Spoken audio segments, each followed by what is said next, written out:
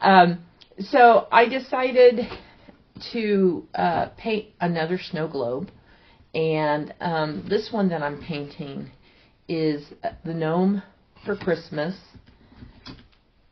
So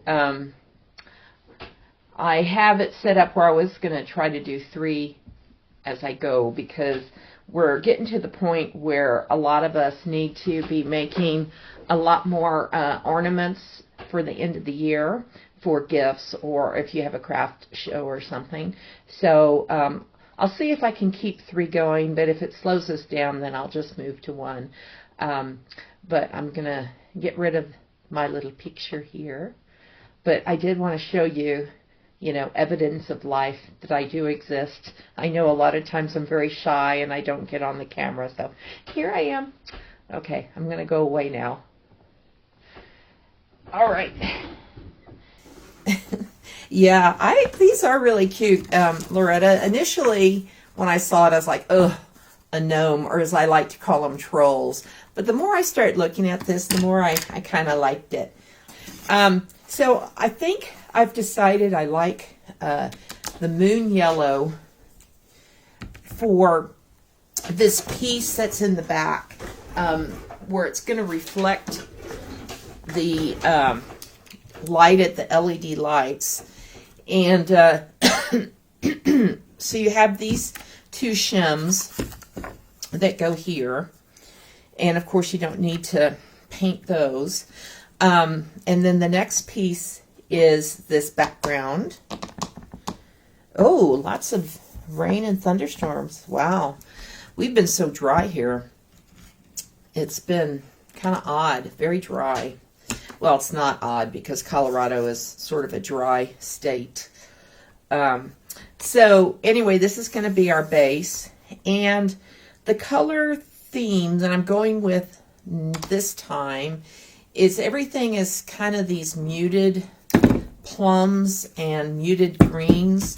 So, for instance, plum suede can be used for shading, but I kind of was looking at this frosted plum and then some of these other lilac and plum colors for his little sweater and his hat. And I have a little stencil for knit that I was going to use on his hat. Someone had used a buffalo, buffalo check, but I don't have one that's small enough for the hat piece because it's really tiny. So anyway, so the knit works really well. But, or you could just do like a knit on a sweater if you wanted, but I kind of like it on the hat. So yeah, those are some of the colors. Okay, I love color. I'm a great artist when it comes to color, but I never mastered the drawing thing. Okay, and then for the trees, because I thought that these were kind of nice colors to go with the plums, I was looking at Mystic Teal, Dragon Teal. Actually, no, Dragon Teal, that's for the sky. So Mystic Teal and Bluegrass Green for the trees. And then there's some lighter colors for highlighting. And then for the sky, for the background, and it's very, you don't have much room to work with here for the sky, but I thought that Dragon Teal and a combination of Bahama Blue and Shoreline. So I was going to just play with that because all those tones kind of have the same hint of blue in them. So anyway, I am going to start. So you can see I already did the moon yellow in the background there. And I'm going to go ahead and start with the sky in the background. And again, as you can see, a lot of it's going to be covered up, but I'm just going to, and since it's going to be covered up, you can just be messy. Okay, so let me go ahead And you can use a stencil brush for this the way we did the last time, where we do kind of like an ombre, because I'm kind of partial to doing those ombres. That I think that they're a really cool way to do sky and do a background. So I'm going to use my stencil brush, and I got to get a paper towel.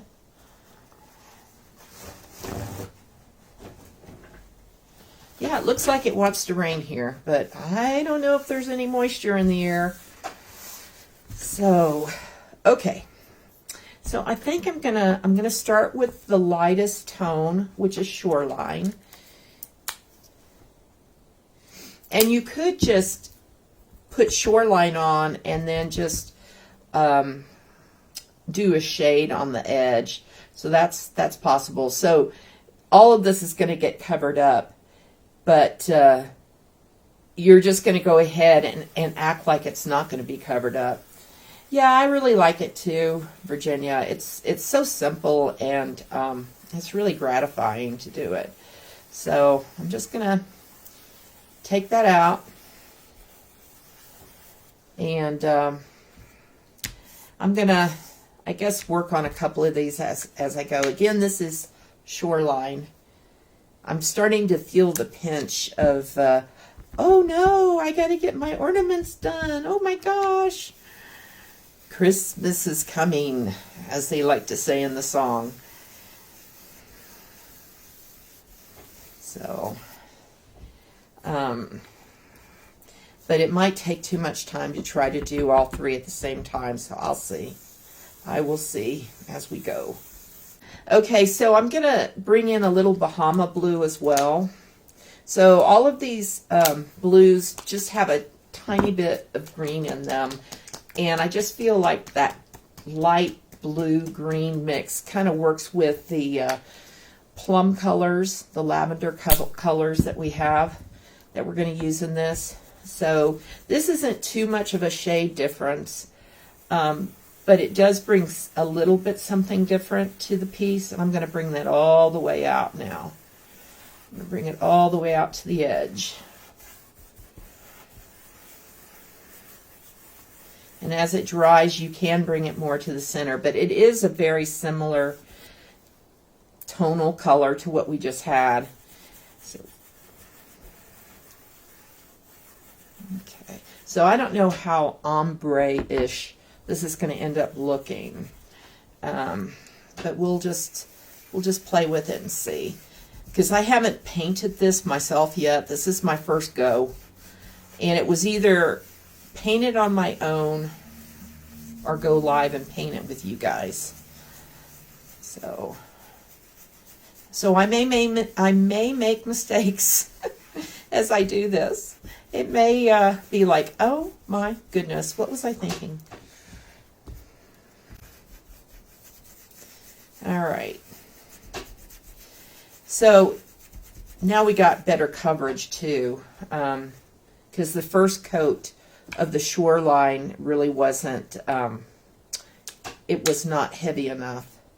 And that's the thing with doing the ombre. You go over the areas a little bit, a couple of different times, until you blend and until you've got good coverage. You just kind of keep going over.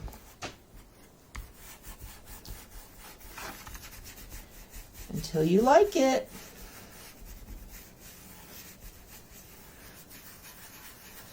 So I feel like I want a little bit of lightness in the center of these pieces before I go and do the darker. Although as this is drying, I can see it's going to need a little bit more of that, which one was I using? The Bahama blue. Okay, I'm going to bring in a little bit of Snow White so I can lighten it up in the center. And it doesn't matter whether you mix it with the Shoreline or with the Bahama blue. Okay. Just need to bring some brightness.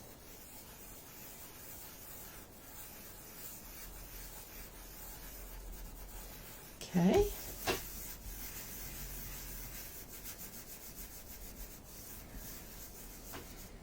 So Virginia, how many ornaments have you made so far? Since you've been a busy bee. I am so far behind on ornaments. So I'm going to have to get my little factory going.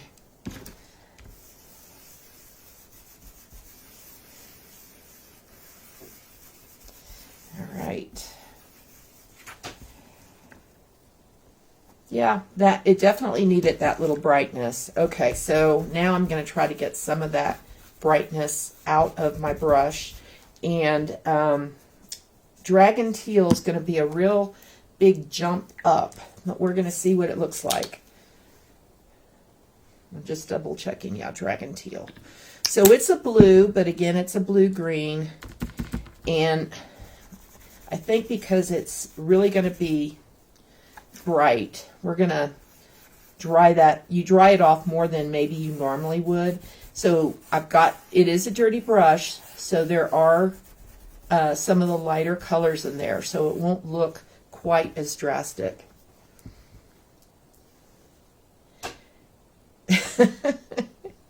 So you're thinking of just doing them in next year.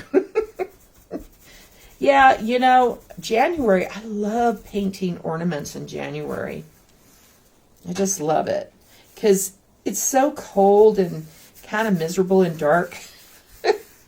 I don't know about where you guys are, but in this neck of the woods, it can be really snowy and icy and dark.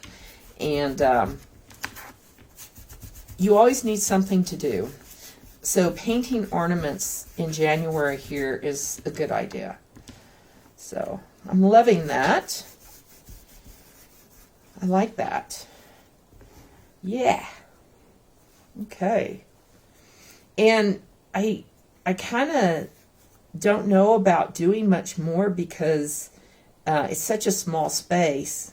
The only thing you could do if you want it a little bit darker is you can take some of that Dragon Teal and do just a proper shade around the edge. So let me see. Take a bit of that. Let's see how dark that looks. Yeah, I like that.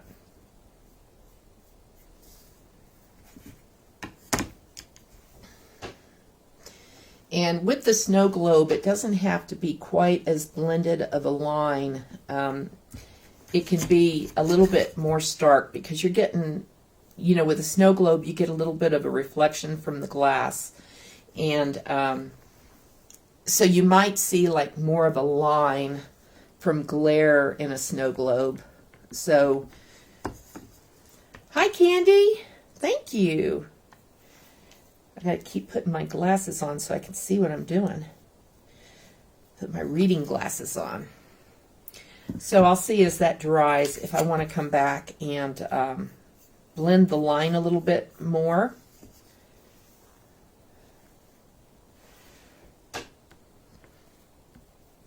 So I know that I need to probably do the snowman next because Kimberly just ordered a few of those, so I really need to do a sample of that one next. But I don't know, I was in the mood to do the gnome, even though I'm not a gnome lover.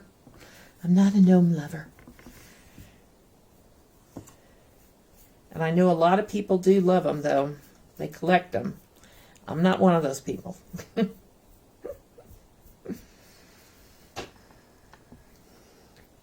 So if you had if this was a bigger surface, you might want to come in and do some shading around like the gnome and stuff. But if you do that, then you mess up your ombre if you have something as small as this. You probably could use, or I probably could use like a little bit more right in this area. I could probably use a little bit more shoreline or Bahama blue. This is Bahama blue that I'm coming over with. Let me see. So it's a little shy of paint right in that area. And there's nothing stopping you from, you know, going back over any of these areas until you get the right amount of paint.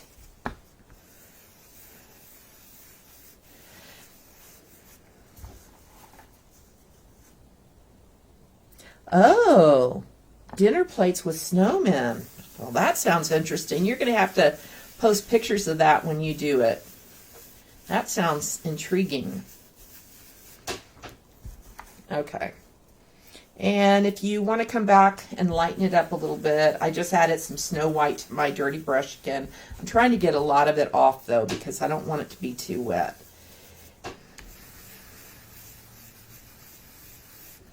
So he's going to have a little bit of a halo glow.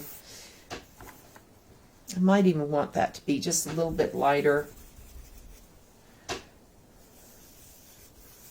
Okay. All right. So now, so those pieces are pretty much done. So I hope they look okay once we put it all together. Okay, so now I'm going to take some of these littler pieces and okay, so these little flat packs work really good for holding these little pieces. Just remember, before you start painting, punch them out. Don't paint them, then try to punch them out, especially like the really little pieces, because they will stick with the acrylic. So we had talked about using Mystic Teal as a dark color, and then the next color is Bluegrass Green, and then these are some of the highlight colors, Sea Aqua and Sea Mint. So, okay, I'm going to go ahead and use Bluegrass Green. This is me thinking. I think I'll do Bluegrass Green. Okay. So, I'm just going to go ahead and take a sponge because that's the fastest. And again, I'm using my yellow craft sponge. I could come back, I might come back with a little brown and do the trunk. But for now, I'm not going to worry about it. I'm just going to go over everything with Bluegrass Green.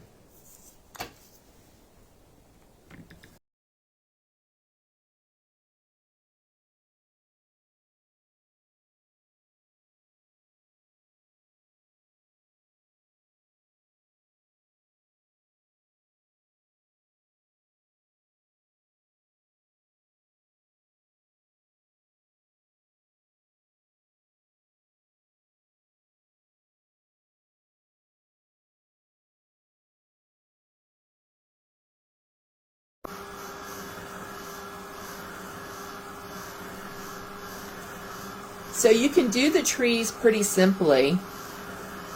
After you paint them, you can add in some snow or glitter text or whatever you want with them. You can add in little jewels for ornaments if you want.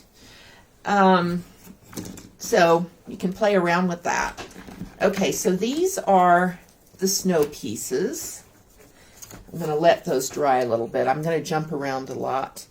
So these are the snow pieces, and I like the way that they worked on the Bethlehem piece I did, so I'm going to do them the same way. So I got 3 little snow pieces, and since I want them to have some texture, even though this is kind of a buttermilky color, khaki, this is the suede, and I had mentioned it last time. It's a product that has texture in it.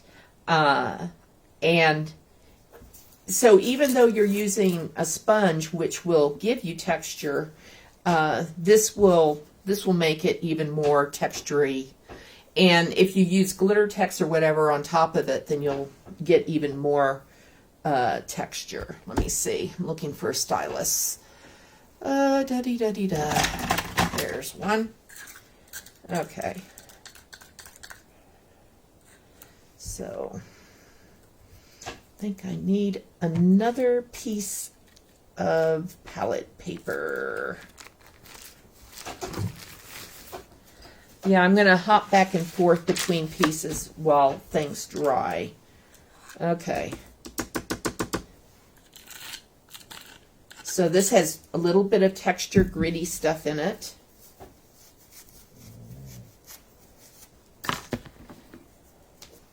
Okay. If you heard a moaning, that was not me. That was my dog. Okay. So I guess I'll use a sponge on this as well.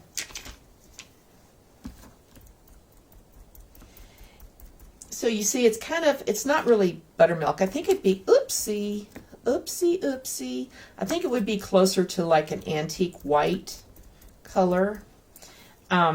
But we'll be using Snow White over it, and whatever mixture of glitter that you have that you want to use, like Glitter Tex or Glamour Dust. Okay, and I'm purposely making it kind of bubble so that I get more texture.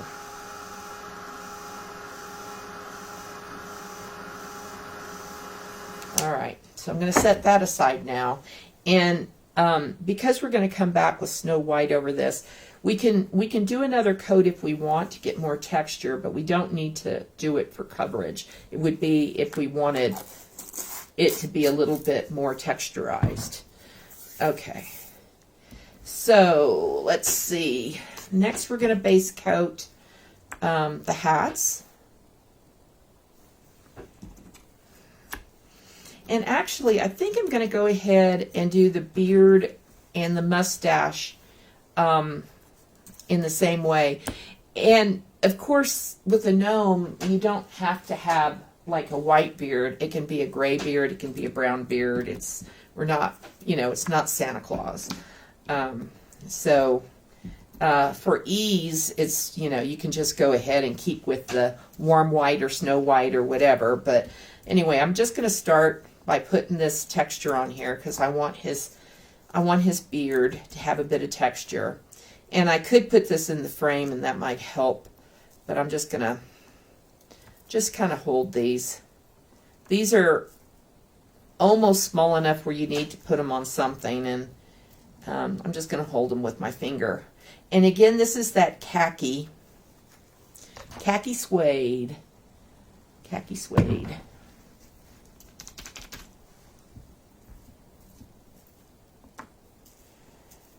Okay. All right.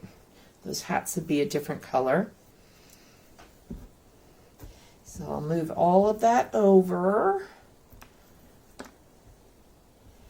And while I've got the khaki out, I may go ahead and do the snowflakes as well, just to give them a little texture. I don't know. I was going to try to put them back in there, but I may just do it this way. So the snowflakes take a little bit of time to completely cover because they have so many exposed sides that you do get a lot of leaching of the tannins. Three, yeah, that's all of them. So you may have to kind of aggressively go after the snowflakes until they're really well sealed. And there's no harm in like spraying these to start with, or using a sealant, an all-purpose sealer on them before you get going. You can always do that. That will help to seal all these tiny lines, etches that always leach out.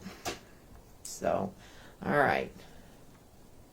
Yeah, I know. I could have brought out the painter's tape, but I'm like being really lazy here. So,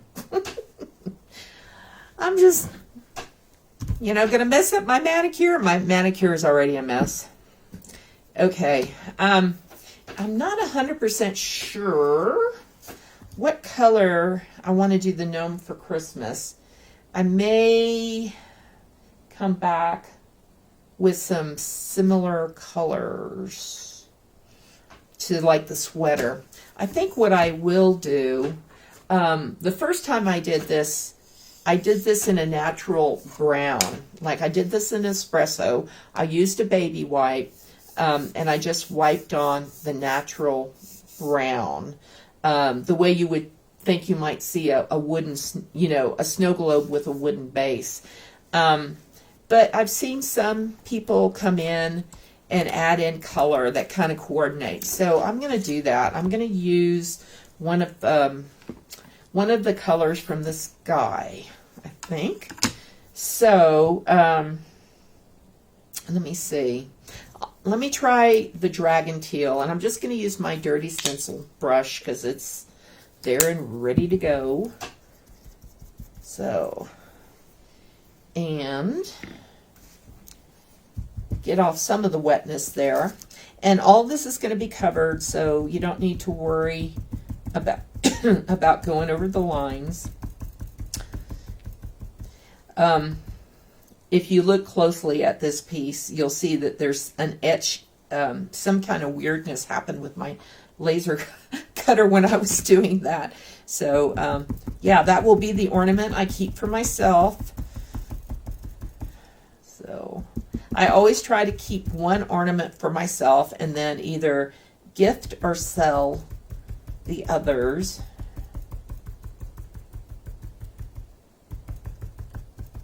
Okay, so that one again was dragon teal. Okay, but you could just do the wood base, so it's up to you.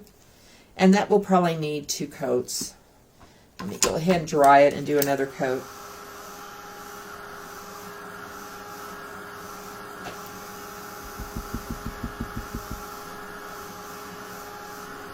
All right. Definitely needed 2 coats. So I'm just stippling it on because I'm a painter of opportunity. So like if I'm working on something and I've got the paint out already, or I have a brush that's dirty already, I might use that brush and that paint for something else. Or if I'm dry brushing and I'll just take a moment and kind of go around the piece and hit things with that same color and that same brush, just depending. So, okay. Now, what else do we need base coated? We need the hat and the sweater. So I'm thinking the hat needs to be a slightly different color than the sweater. And again, we're going to be using, this is a Lori Speltz stencil that she did specifically for the 12 Days of Christmas last year. And it's the perfect size knit. Okay. One more sweater. Where did it go? Trying to think. So plum is the darkest of the colors. I really, really like this frosted plum. So I think I'm going to do the hat in frosted plum.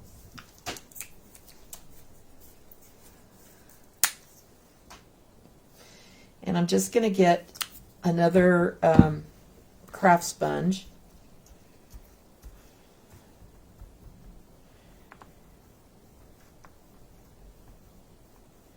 Okay.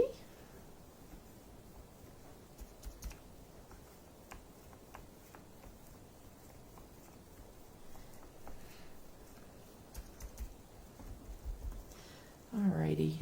I hope you all have had a nice weekend and did some special stuff. I don't know if you guys are starting to have craft markets, if you're going to any of your local craft markets.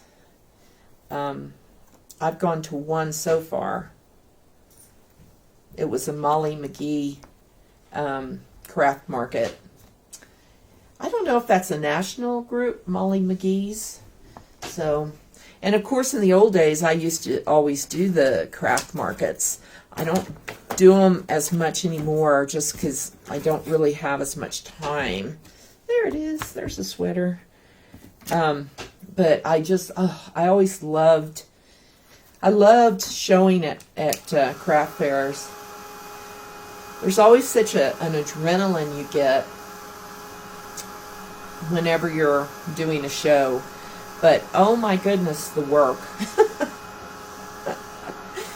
It's like you're trying to get all your pieces made. Oh my goodness. And how many pieces should you have? You don't know how many customers you're going to get. And it's always such a challenge. And then hauling everything and setting up.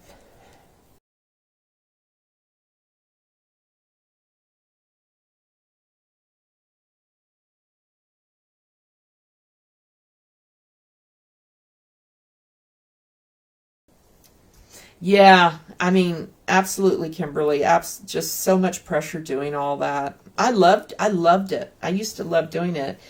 And, you know, you always want some kind of purpose for, like, if you end up just making pieces for yourself, you end up having so much stuff. So it's nice to have a purpose like that.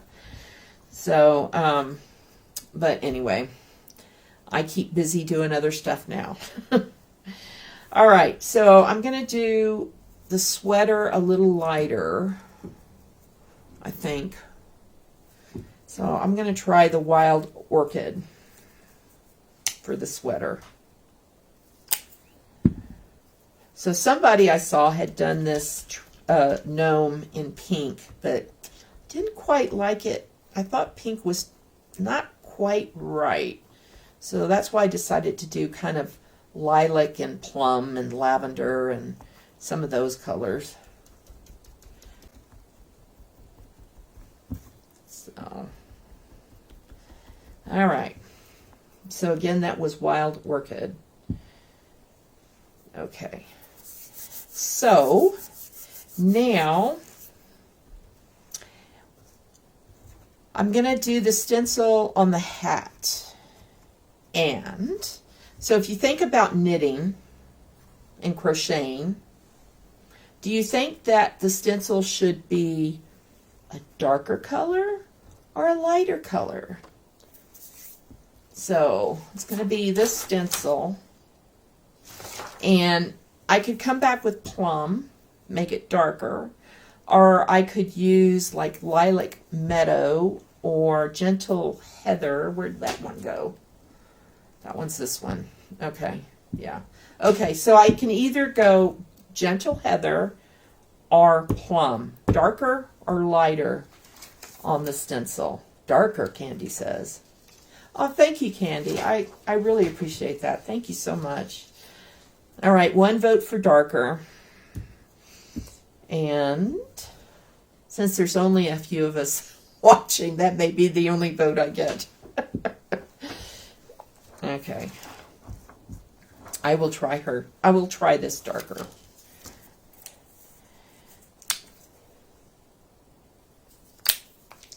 Okay. We have a split vote now. Kimberly's going for the gentle heather. How about I split the difference and I do one light and the other dark? There you go. So let me do the light first.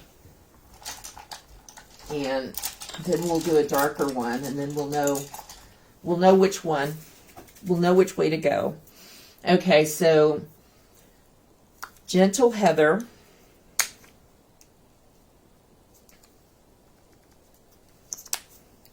Gentle heather has a lot of pink tones to it.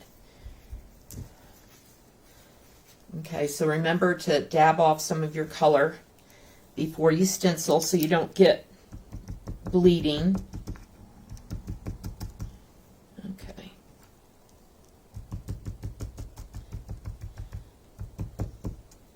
It doesn't need to be heavy or perfect.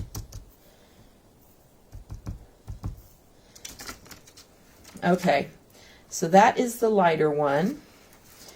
And I'm going to do another one light, and then I'm going to change it to the darker color so we can see what it looks like. Since I still have some paint in my brush, I'm going to just go ahead and do that. It's kind of tricky to use this smaller stencil. Well, it's not the stencil because of the stencil, it's because of the size of the hat. This is kind of tricky. Okay. All right. Very nice. And I may come in and shade at the bottom so it looks more like a brim. Yeah, you could certainly do like the lighter bit at this brim, which would be more highlighted, and then the darker towards the back to show the shading. You could split the color. Okay, so I'm going to use the darker plum.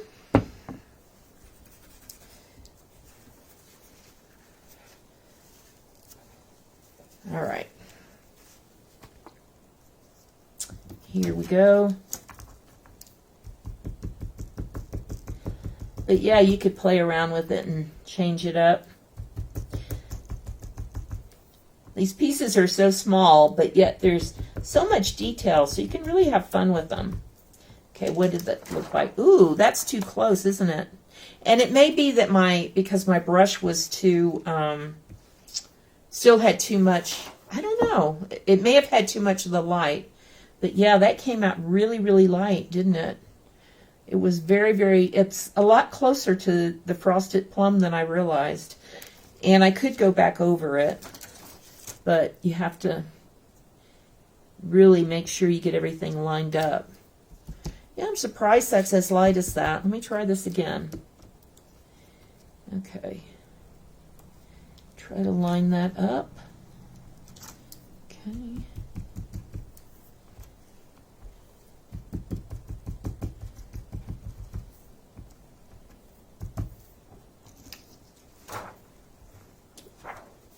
It's more monochromatic, kind of. I mean, you can see it more when I bring it up.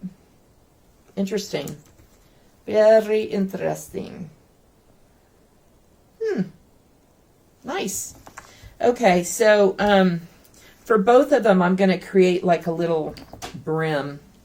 And you know, there's a lot of details that even after I've gone live, I'll come back and I'll continue to play with it and change it up a little bit and keep adding details to it. Even though they're simple, small ornaments, I like details. I'm not a perfectionist, but I like details, if that makes sense. And the beauty of these pieces is you can do them really, really, really simply, or you can spend more time with them and add in detail. So, all your choice. Okay, so I want some shading kind of back here. Try to make this feel like a separate piece.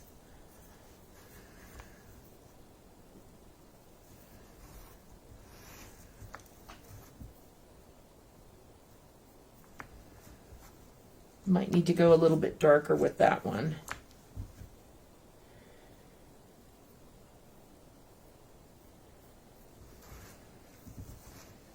Okay.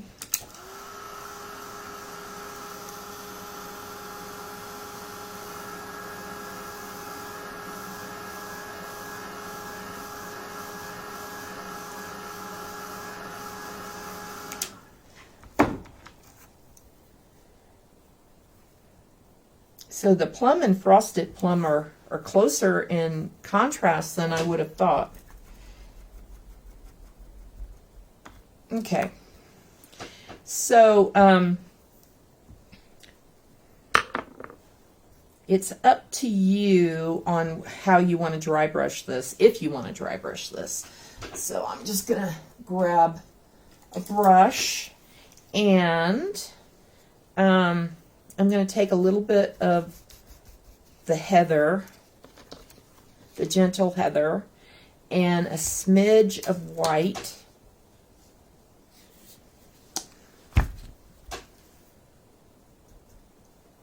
All right. So the gentle heather is what we used in this knitting.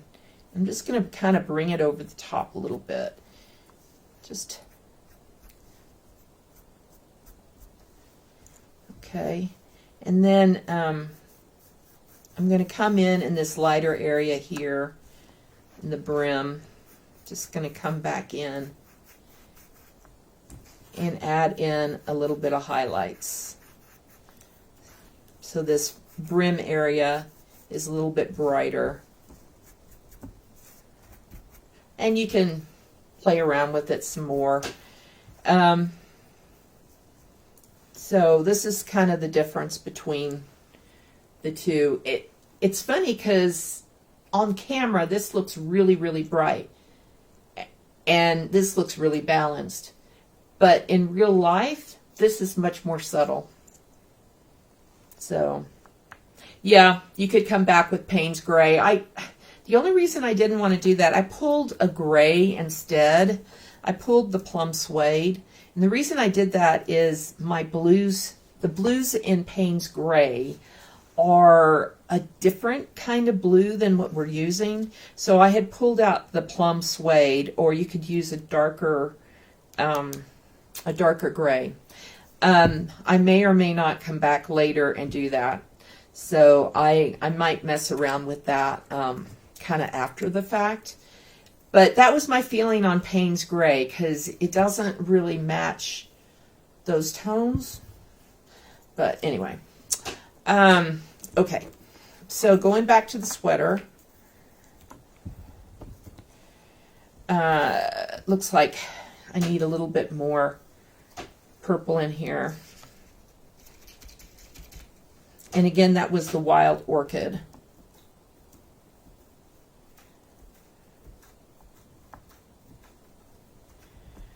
Okay.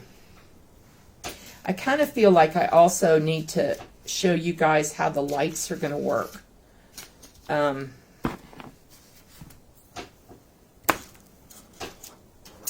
They're a bit, you have to take your time with the lights.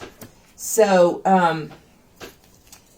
when you buy the lights, you can buy the set that has the 20 bulbs in it, but 10 is how many she's got cut. So they do sell them with 10.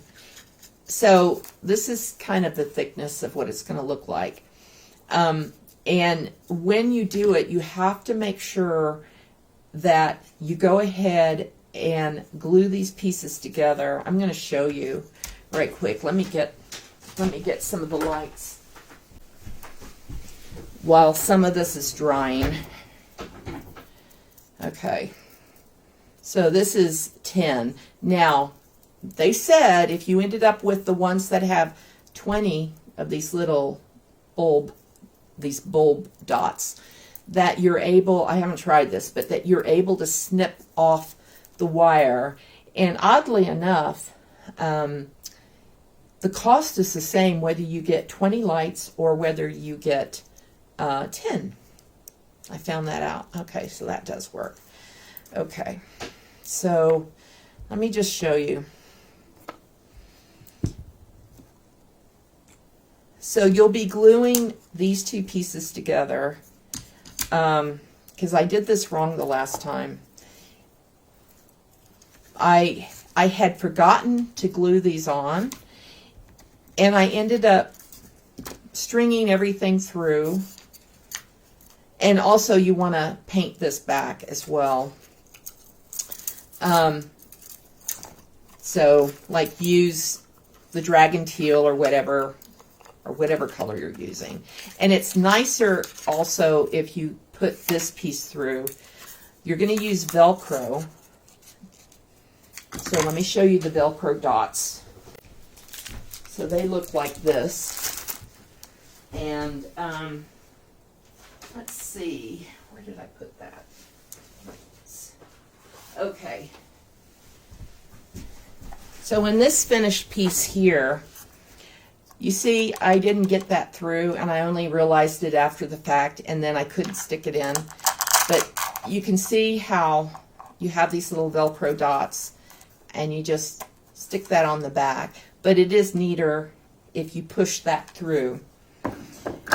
So you'll get 2 sets of these. These are very inexpensive. Got them on Amazon, and you know there's 2 sides to it, and you have a separate envelope with the other side, and so you'll stick that on the back and stick it down. So that's how that works. And I'm going to go ahead and glue these 2 pieces together. They do not need to be painted. You're not going to get any paint on them. Now, if you end up wanting to use a black marker over the paint that comes, you know, the moon yellow or whatever, if you get paint on the edge, I have a black marker that I use. Let me see. This one works really well for that. This Mr. Pen permanent marker. Very inexpensive. So you can just go over the sides like this. I know most of you know this, so I'm just kind of repeating it just in case there's somebody who wasn't aware of this product. So this will help the sides to look more uniform, so you don't have that yellow sticking through. So now you can see it looks cleaner. I can see a couple of spots I missed, but it looks cleaner. Okay, so you want to go ahead and glue these 2 shims together. So I'm jumping around a lot today. Sorry. While things dry.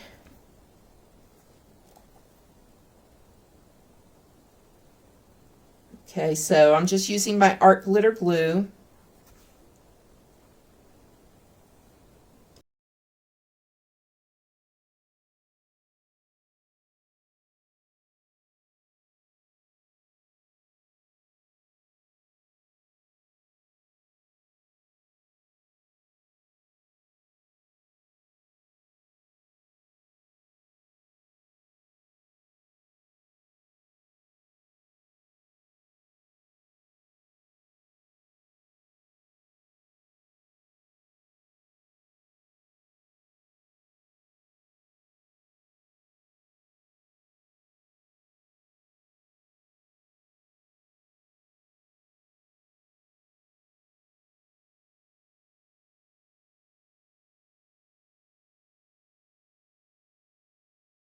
So before I mess around some more with this, I'm going to go ahead and glue this on.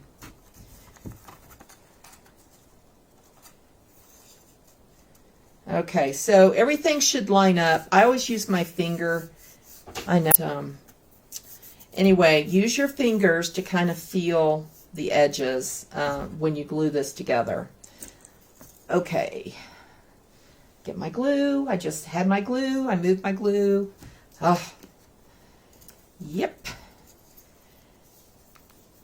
If I didn't have my head attached to my neck, I wouldn't know where my head was. All right.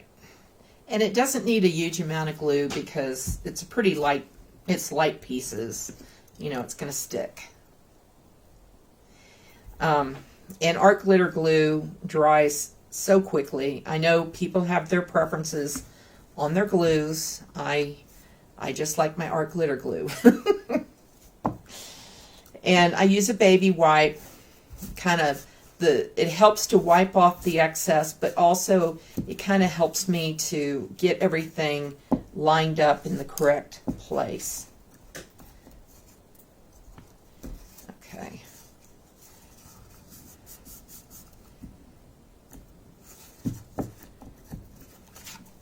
All right, so try to match the edges as much as possible.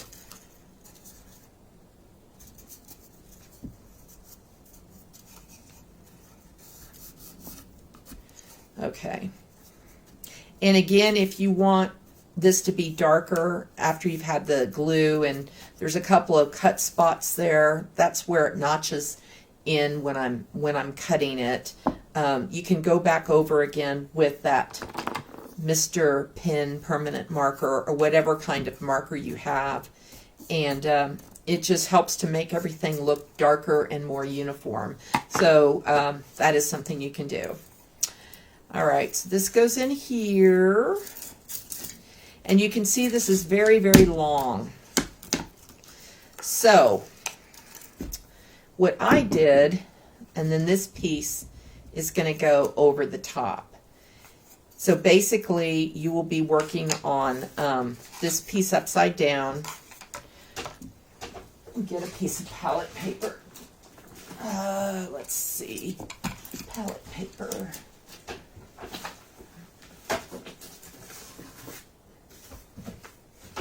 Can't find palette paper when I need it. All right, I'll just use that. Okay, so I was just putting this down because I didn't want to get the surface dirty. Okay, so you definitely need to have your shims on either on this side or this side. It's easier if it's on the moon yellow side because you don't have an edge you have to worry about. And you're going to be using your glue gun. Let me get mine out and plug it in. So this glue gun, I bought it when I lived in Malaysia. Back in, I guess it was 1992. I bought it. So I don't know if it meets all the safety requirements. So what I did was, because there's so much wire, I went in between the little dots and I kind of just used my brush to close up the space. And you can come back, like if you need it to stretch more in certain areas, you can unwind it. But it just seemed to make sense. I don't know if there's other ways that you can figure out that might work a little bit better than doing it this way. And you also need to be careful when you're using the glue gun that you're not burning your fingers. But we all know that. So be very careful. You need some kind of little tool to help you hold down the piece. Okay.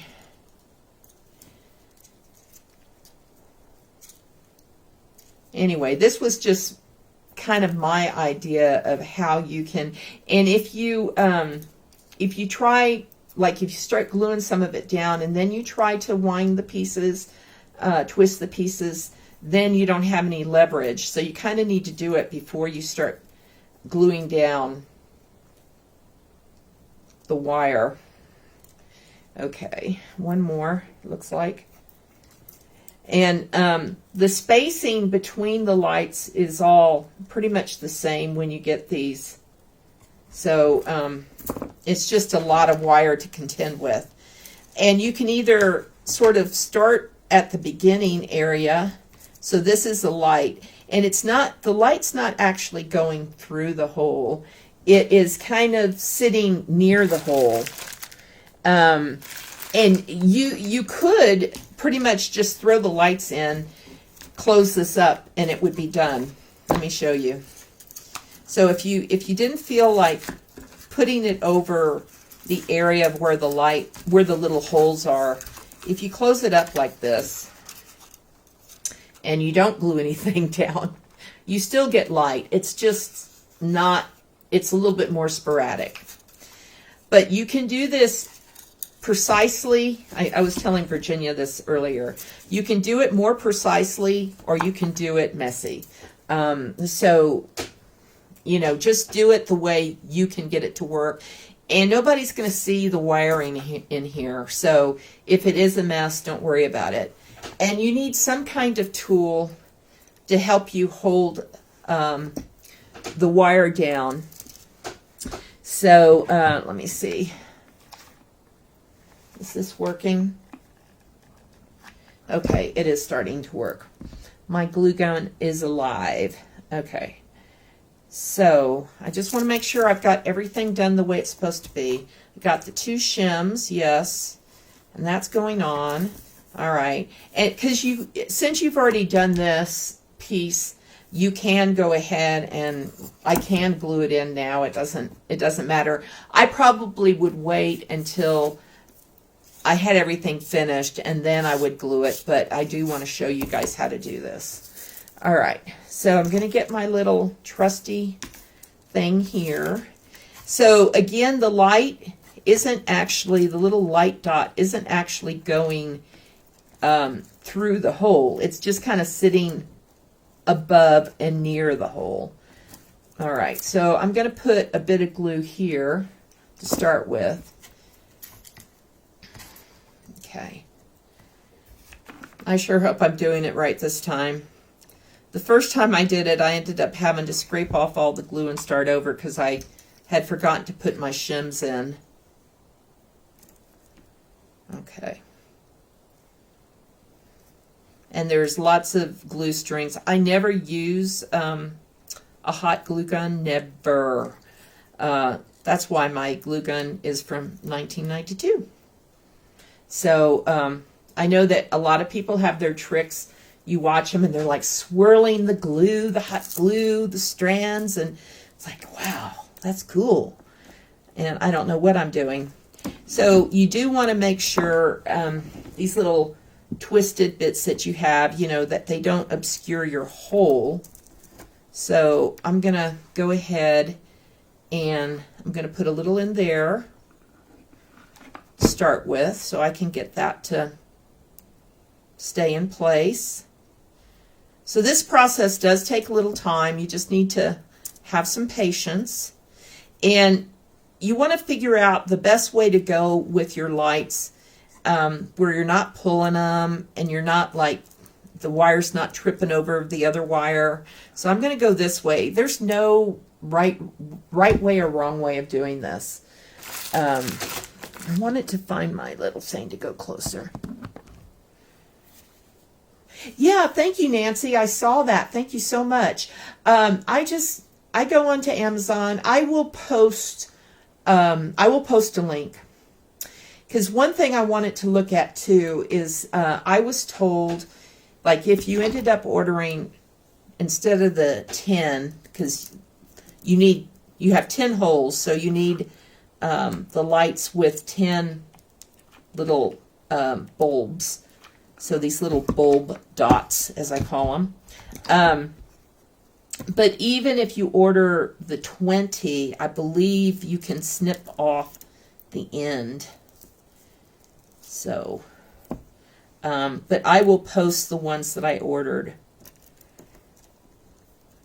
But there's a bunch of them on Amazon that you can order from. And the set of 10 is the same price as the set of 20. All right. So I'm just using, this is just a tool for something else, and I'm using it to help me hold down the glue. All right. And I'm getting all these glue strands. So you do need to be a little patient with this. It's not, oh, and the other thing I forgot, don't get it right up to the edge because you've got to close this clamshell. So you want to try to keep it down below that edge. Forgot about that. Okay. Put a drop there. And okay. I'm going to go back over some areas because the wire is kind of, I don't want it to get in the way of the holes. So I'm just going to go back and forth a little bit. And again, you can see that the wire really wants to get up here in the edge and you don't want it up there. Okay. So I've got to go back over a couple of areas. And grab those light holes. You can see it looks pretty messy back here. If you, I know that Kris Howard, who designed this Sawdust Makery, she's got a couple of tutorials, video tutorials. Yeah, you know, Nancy, you can play with different material. Like one of the things that I bought too, you can use tape, but I haven't tried these yet, but I bought these two-sided pieces of tape, and I have not tried them because I thought that would make it easier as well. So let's just try one for grins since I have it here. So, so these I got from Amazon as well, and they're a little bit, they have gel to them, so they have some thickness to them. And I think they're supposed to be two-sided, but of course we don't need two sides. So let's just see what happens if we do that. Okay, we have to pull this one up here, and we're gonna lock this down with this tape. Okay. All right. So yes, you can do something like that instead of a glue gun. All right. So now I have a hole up here I need to get to. So it's a little bit fiddly. It's a little bit fiddly. Let me see. The last hole is over here. Okay. So I'm going to use this tape again. So use whatever you want to try to play with. If you don't want to use a glue gun, because it is messy. And okay, so I see there's one here.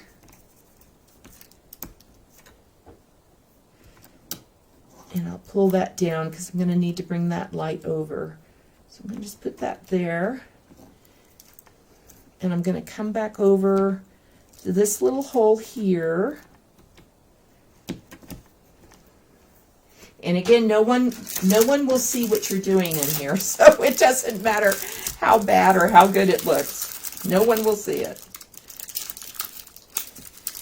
Yeah, but these little tape pieces look like they might be a little bit easier to use. Okay, so I think I mostly got the holes where I wanted it. Okay. So I'm gonna unplug my not safe glue gun. Okay, so let's see how this looks.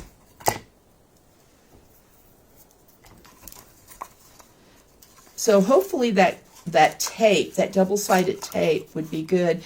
And also, like you could for scrapbooking, I used to use. Oh, what is it? Like glue dots? You know, glue dots might work. I will, Nancy. Yeah, it is a lot easier. So there we go. Let's see how bad it looks now. There we go. So that works. That works. And then you could use this for taping that down, or like I said, you use the Velcro pieces. But of course, I need to paint this, so I'm gonna just put this aside for now. I need to paint the back.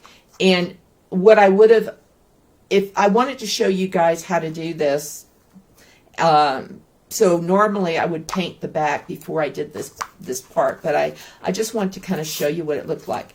Okay, so let's get back to painting some of our pieces.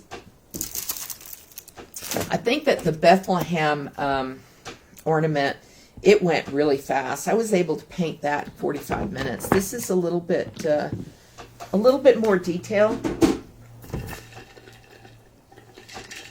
Okay, so let us get back to doing some painting.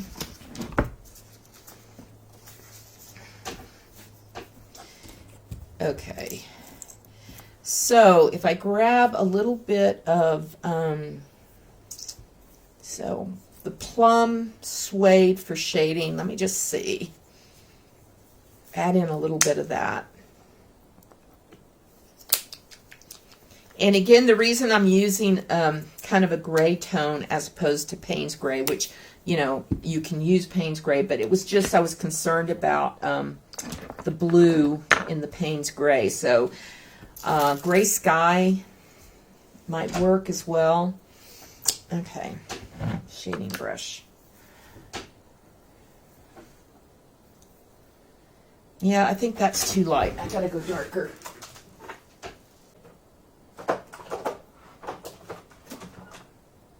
Sorry, I'm trying to find my gray sky and I'm not having any luck. I'll go with the graphite. So if you wanted to add in a little bit of shading onto the hat, gray sky, Payne's gray, graphite. I'm not sure I'm going to use it on the lighter one, just the darker hat.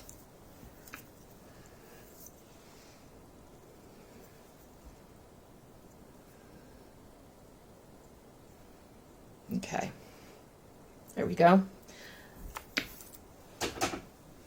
Okay. Yeah, soft black. Oh, I forgot about black plum. I just recently bought that. I didn't have that color forever, and I just bought it. Completely forgot about that. Black plum would work really good. Thanks, Virginia. Okay. And it's such a small piece. It's like all the detail you put in these tiny, tiny little pieces. That's pretty funny. Okay, so the beard and the mustache. Are we going gray? Are we going white? Are we going something in between? Are we going brown? What do you guys think?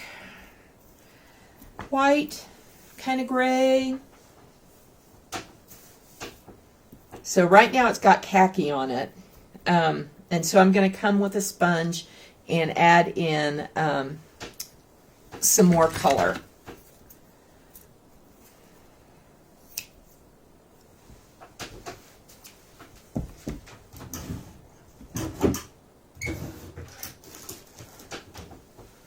Combo, kind of gray. Okay. All right, so neutral gray.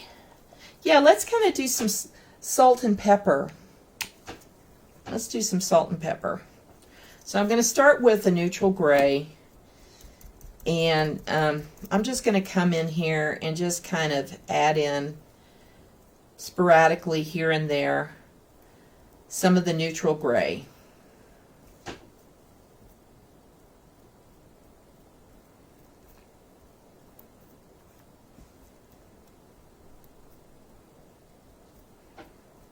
So a little bit of salt and pepper.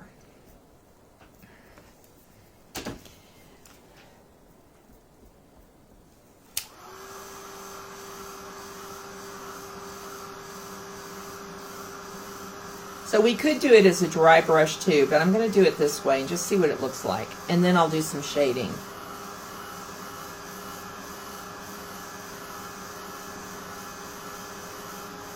So Virginia said we could have done gray and then come back with white streaks. That would look good too.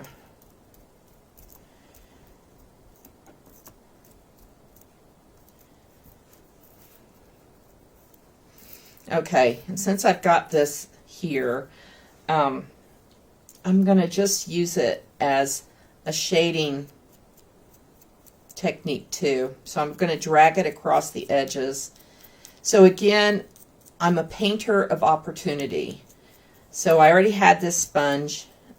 Instead of getting the shading brush out, I've got this sponge, it's loaded up. I'm a painter of opportunity. So I'm going to use it to shade around all the edges.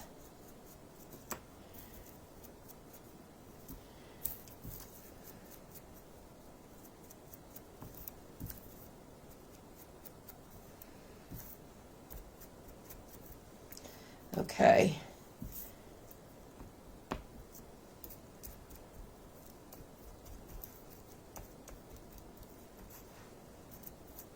So if you want it to be darker, you can come back with a little black or soft black and do the edges and add some more in if you'd like. You can add in some brown.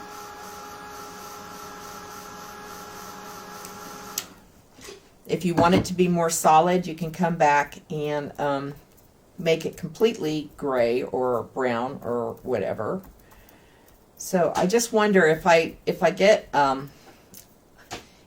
some, really you need warm white, and I don't know if I've got warm white handy. Oh, there it is. Okay. So what does it look like if we get our liner brush or like a rake brush and we try to do some hair? Let's see what it looks like.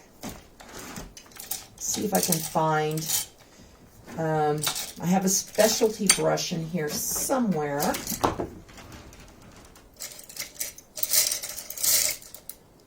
Yeah, I'm not going to be able to find it.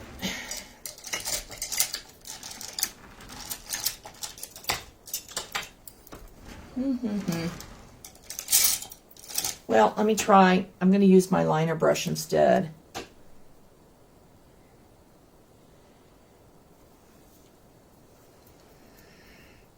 So what does it look like if we come in with some strands?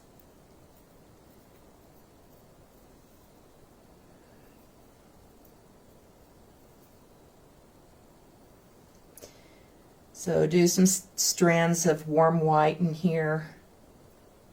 Just random strands. Following the curvature of the beard, of course.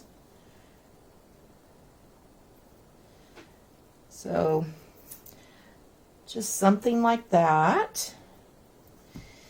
And then mustache as well.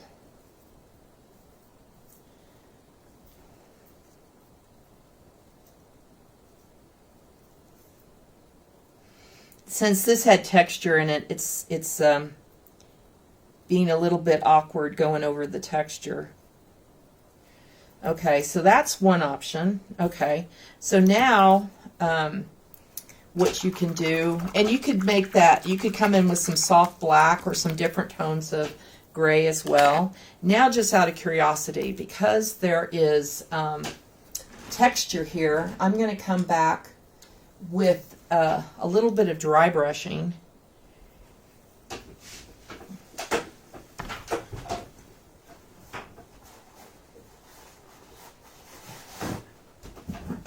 Okay.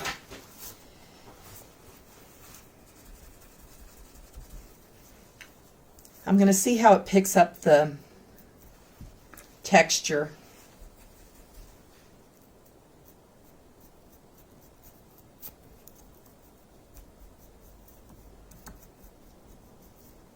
It's very diffused. So I want to keep that more towards the center and the edges.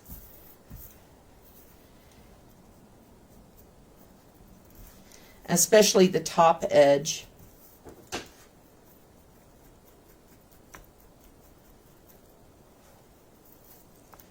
Okay. And then here, if I don't want the lines to be quite so prominent, I'll go back over with my dry brushing. Okay, come back over here, pull that over the edge of some of this towards the top. Keep it kind of towards the middle on the brightness. Same here. Over the top edges. Okay, so now you can see, I don't like the way that my mustache came out. Now you can see kind of, I kind of like it with the streaks. I think it looks really good for a gnome to have that. So I probably will come back and do all three pieces with some line work. And then I'll go back over the top like I did with the dry brushing to send it back a little bit. So that way you get some of the dry brushing picks up some of the texture. I'm just not getting as much of it picking up the texture as I would like. Let's just see. Anyway, so I do like it. I think I like it with the lines, and then use dry brushing to kind of send things back. Okay, so we'll move on from there. So I won't bore you with doing the stars, but basically they take a bit of time. I've got texture on here already, the khaki texture, and you're just going to be going over all of them. If you're able to do the edges, it helps because it helps to seal in the tannins. But if I sit here and do all the snowflakes, it just takes time. So lots of snow white layers until you get the color that you like. Okay. All right, so this is the snow. In the way I had done the snow previously, this is the khaki. We have some texture going on. So I'm just going to come back. You could use a dry brush, or you can use a sponge.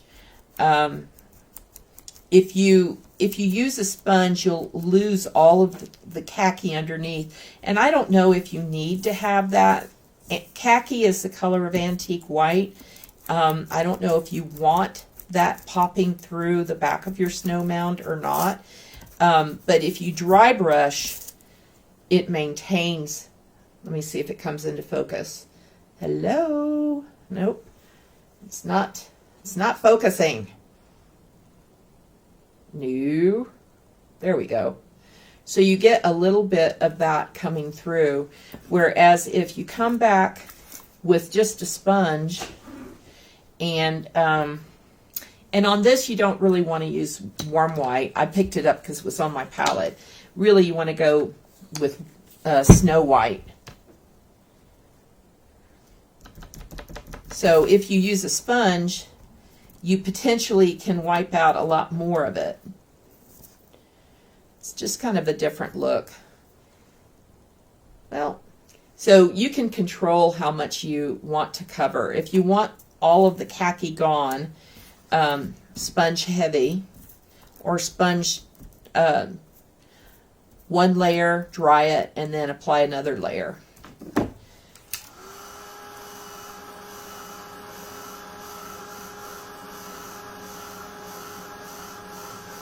So, so you can tell the difference between the dry brushing and the sponging. I kind of like the sponging. So, and then what you can do from there is you can use glitter text and sponge that on, and then maybe some glamour dust. That's what I had done previously. Or if you have Snow Tex or any of those products, or Love Color frosting to add some more texture. And then, like, if you use something like the Love Color, you can add in glamour dust. Let's see, where is it? So there's this product. And it is, there's no glitter to it at all. So that's one product. And then the other is glitter text. Now the thing about glitter text is I noticed that it's not, as it dries, it's not as fluffy and opaque as I like. This is really opaque. And you have to just put your glamour dust, whatever glitter you want, on top of it. I really like using, where is it? The shimmer, not this product, not this one, not the blue. I use the white shimmer, but all of them are being discontinued. So, you know, I don't know what else you use besides this. I know Plaid has some products, so maybe, or a Pearlescent or something. So, because they're discontinuing this, you can use something like the frosting and then use your crystal glamour dust over it. Okay. So that's the snow mound. So I'll put that to the side. And that's one coat. And if you don't want to see any of the khaki, come back with another sponge. I don't know, Nancy. I'm so disappointed. I use that stuff on everything. So I was very disappointed when I read that. I thought somebody was talking about a different product, because you know, why do you get rid of a good thing? I don't know. That people love. Okay, so with the holly, I'm just going to kind of go through this a little bit quicker now, and then I'll finish up the video and splice it together and put it on my YouTube site. I was thinking on the heart, and because of the tones that I'm already using, right, that like joyful pink, instead of using red, I would use like joyful pink on the heart, and then come back and do something like a neon to make it pop. It's such a tiny piece. So, and then for the holly, you probably want to stick with like the bluegrass or the mystic teal on the holly, and then do one of the lighter colors for shading, floating a highlight. And then like if you're keeping with the same color tone, you can use cranberry wine for shading and like coming in with the berries. So I'll do those little pieces. And then for the nose, you'll be, you know, using whatever flesh tone with a little bit of a cheek color, not cheek color, but nose color, that probably has some pink tones in it to tie it in. And I will have a pattern that tells you all the colors that I used. So I'm going to see about finishing up a set of these. So we started in, let me see, I think we used the bluegrass green to start with. It was so long ago. Did we use the bluegrass green, or did we use the, I think we used the bluegrass green as opposed to the mystic teal. Okay. Okay, so let's go ahead and do some shading. And again, on this, once you get it to the color that you like, then you may want to come in with some snow on the boughs. Okay, so I'm going to take the mystic teal and I'm going to do a little bit of shading around the Christmas trees.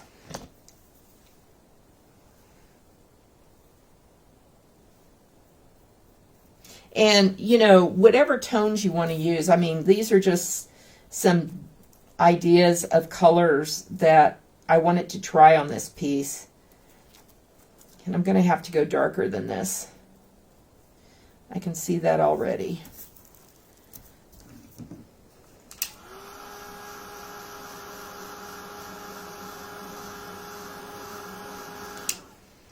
Okay. I am going to go in with my, trying to think what color I want to go in with. Okay, so that was bluegrass green as the base, and mystic teal is definitely not dark enough. I'm going to go in with a little bit of soft black or zinc. Let's see. It's lamp black. Okay, let me try a little bit of zinc. Or neutral gray we were using. Let me try the neutral gray.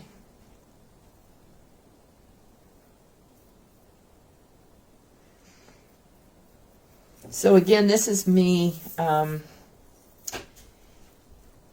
you know, painting basically from scratch. So I haven't painted this before, so I'm kind of playing around with these colors. Uh-oh, there goes my doggy. Sorry about that. I'm going to take the gray down the trunk as well.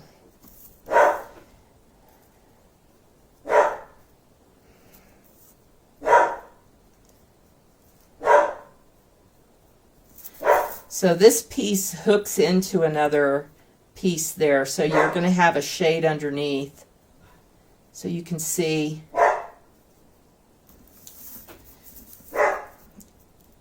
Instead of introducing brown, I'm going to keep that gray.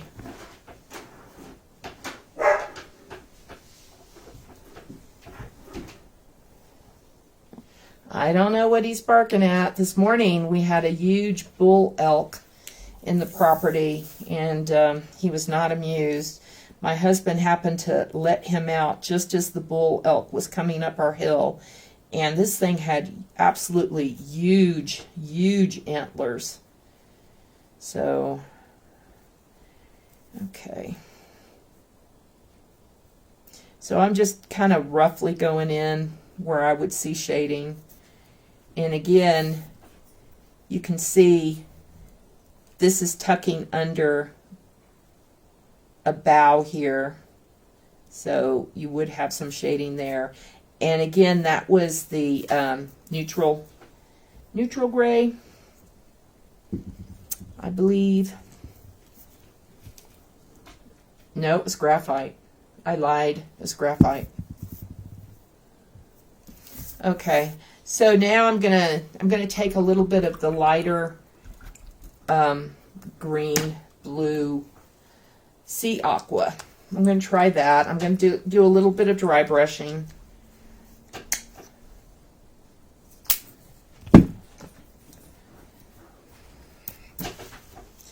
Okay.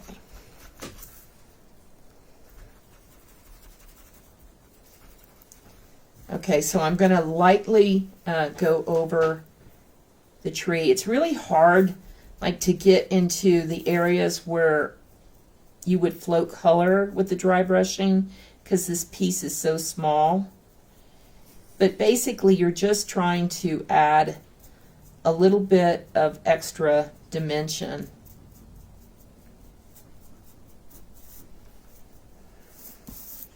And again, because we sponged it, there's a little bit of kind of a texture going on.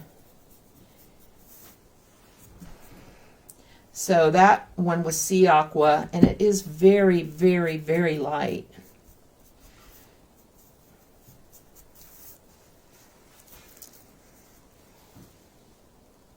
So it looks, the gray looks really pronounced in the camera, but it is not. It's very subtle in real life. It does not look as stark as that.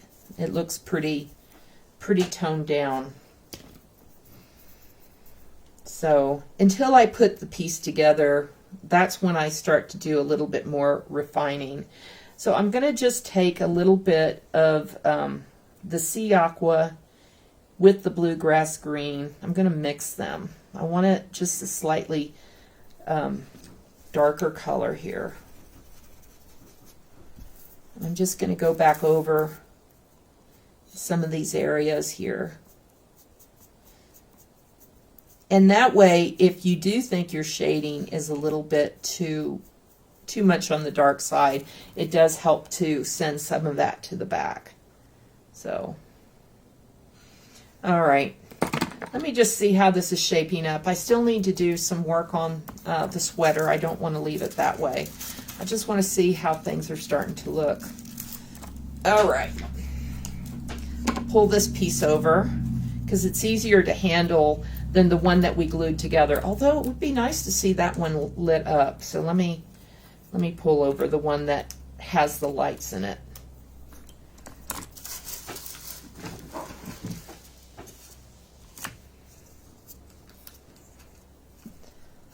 The lights in the camera are they're really bright. They're not this bright in real life.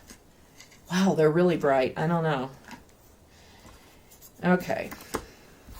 So let's see how these are starting to look. because one thing I like to do is sometimes I like to have my trees in the foreground be lighter than the trees in the background. So I might play around with that too. Okay, so this one goes here. So for instance, this tree would be slightly lighter and this tree would be slightly lighter. So I'll probably play with that. So, okay. Put this cap here, and that there, and still working on this. Okay, and we have a mustache and a beard.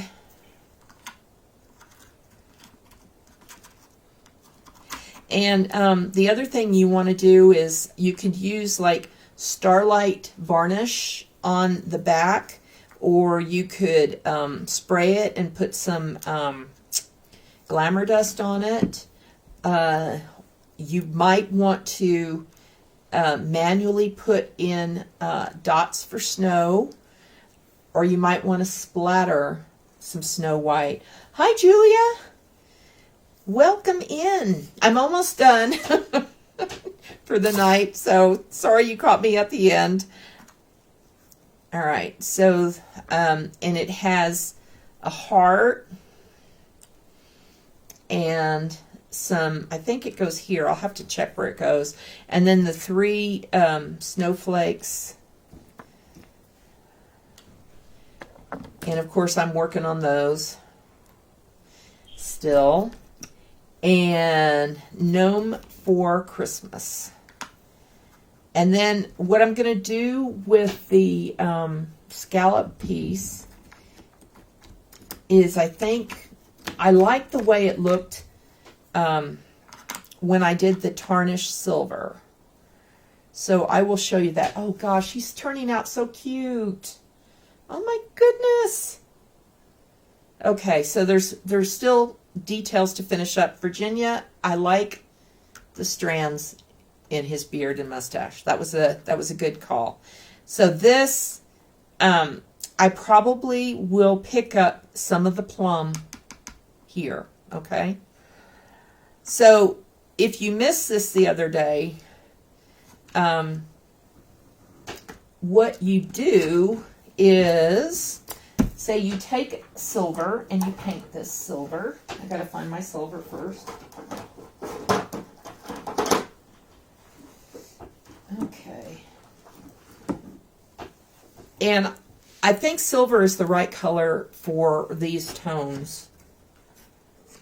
So as opposed to gold. So there's a lot of gray. So silver's the color to go with. Turn that off. Okay, so we're just going to paint the scallop in silver. Or if you wanted to do something a little different, quirky, I could do it in frosted plum or plum suede. Let me try plum suede. So I'm just trying to achieve like a vintage look. So I'm just going to do plum suede first.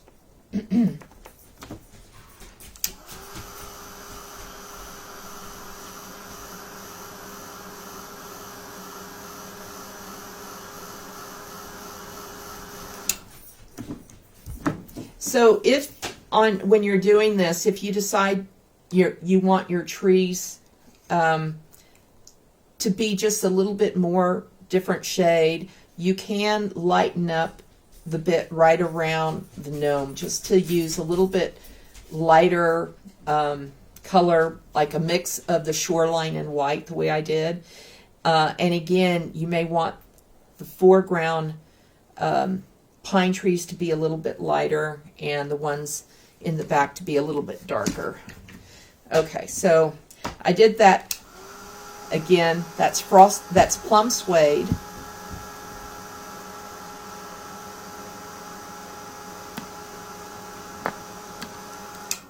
And now I'm going to come back with the silver, and I'm just going to go here and there Okay. And I'm going to use the frosted plum now.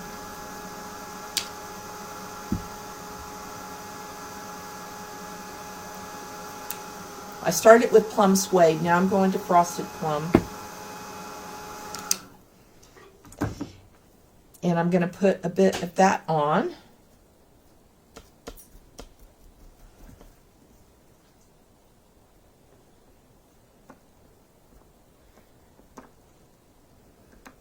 Okay. I'm going to dry it.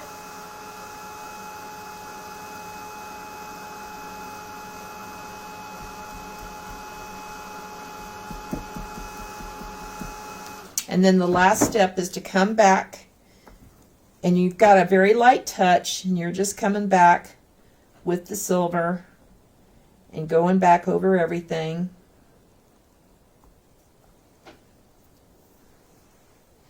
And you can add shading if you want. You can come back and do some shading on that. So once you bring that back, let's see what it looks like.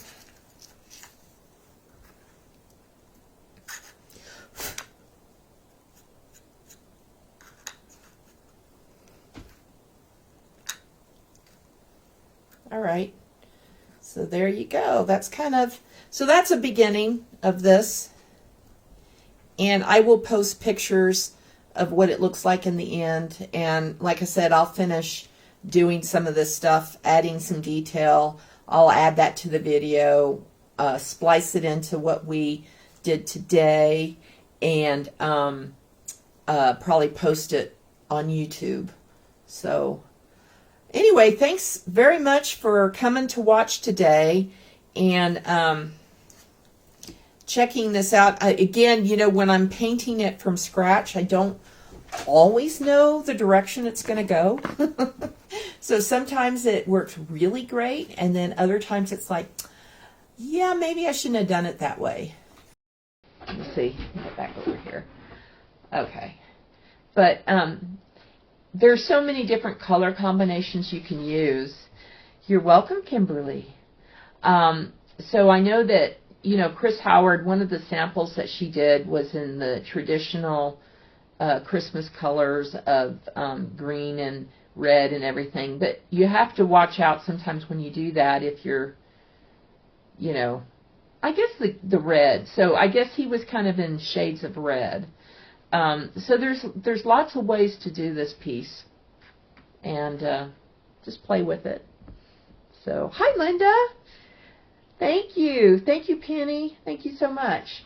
All right, well, like I said, it's almost done. It's about 80% done, and you got to see the lighting. And again, as you guys were pointing out, Nancy was saying, yeah, you know, try to use double-sided tape. So I showed you an example using the tape and also using the glue gun. The glue gun is very messy. So, all right. Well, I'm going to let you guys go after I can find all the buttons to turn everything off. Half the time it's like, where is this? So, thanks again for stopping in. Love you lots. Bye. Have a great evening.